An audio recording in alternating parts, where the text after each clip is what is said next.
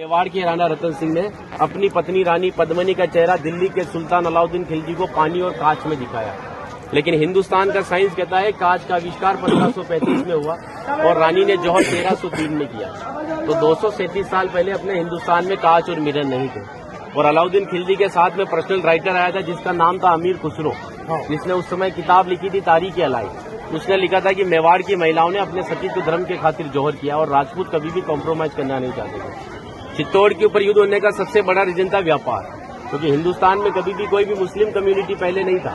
ये सभी जो आते थे अफगानिस्तान तुर्किस्तान से आते थे और आते कहाँ थे तो समुद्र के पास में आते थे, क्योंकि प्लेन तो थे नहीं ना। तो इधर नजदीक पड़ता है गुजरात और ये जाते थे दिल्ली।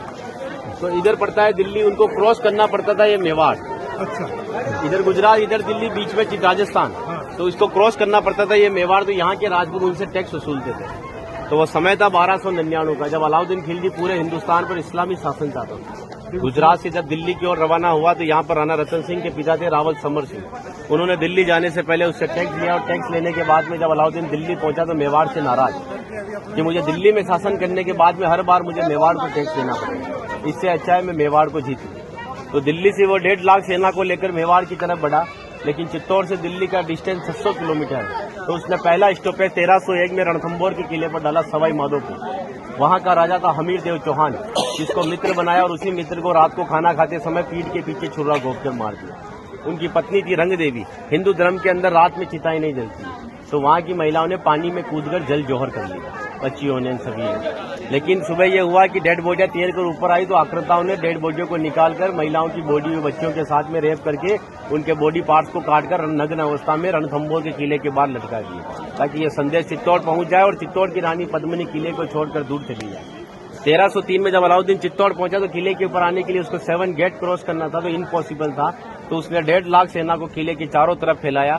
8 महीने के बाद में किले के ऊपर खाने की कमी आई तो रानी पद्मिनी के चाचा भतीजा गोरा और बादल ने राणा रतन सिंह से कहा कि हमारा राशन खत्म हो रहा है और जब ये भूखे और कमजोर सेना से हम युद्ध करवाएंगे तो ये युद्ध नहीं कर पाएंगे। रतन सिंह को बातचीत के लिए 7 गेट के नीचे भेजा तो अलाउद्दीन खिलजी ने उनकी गर्दन पर तलवार रखकर झुकने के लिए कहा, लेकिन मेवाड़ का राजपूत सर कटाने के लिए मंजूर होता है लेकिन सर झुकाने के लिए कभी मंजूर नहीं हुआ।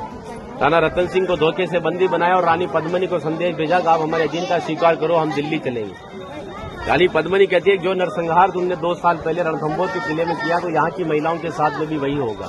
इस वजह से जहाँ मैं जाऊंगी वहाँ ये वीरांगनाएं चलेगी। 2 महीने का समय लिया। अलाउद्दीन खिलजी ने 700 डोलियां किले के ऊपर भेजी, लेकिन रानी पद्मिनी को पता था कि मेवाड़ में घूंघट सिस्टम है, तो हर एक सोल्जर्स को लेडीज पोशाक पहनाकर तलवार और भालों के साथ में उस पालकी में बिठा दिया और रानी पद्मिनी की पालकी में भतीजे बादल को रानी पद्मिनी की वेशभूषा पहनाई और 700 पालकियों एक कमांडर बनाया चाचा जी गोरा को। गोरा जब पालके लेकर 7 गेट के नीचे गया तो अलाउद्दीन खिलजी से कहा कि रानी पद्मिनी दिल्ली जाने के लिए तैयार है, लेकिन जाने से पहले अंतिम बार अपने पति से देखना चाहती है। जिस जगह रतन सिंह को बंदी बनाकर रखा गया, जब वो पालकी वहां गई और रतन सिंह जी ने जब घूंघट हटाया तो घूंघट के पीछे का जो चेहरा था वो भतीजे बादल का था। और बादल कहता है कि महाराज हम 20,000 है और ये 1.5 लाख है, एक राजा अगर नहीं रहेगा हमारे साथ में तो हमारी सेना का मनोबल कमजोर रहेगा। इसी वजह से राणा रतन सिंह को पालकी में बिठाकर किले के ऊपर भेजा।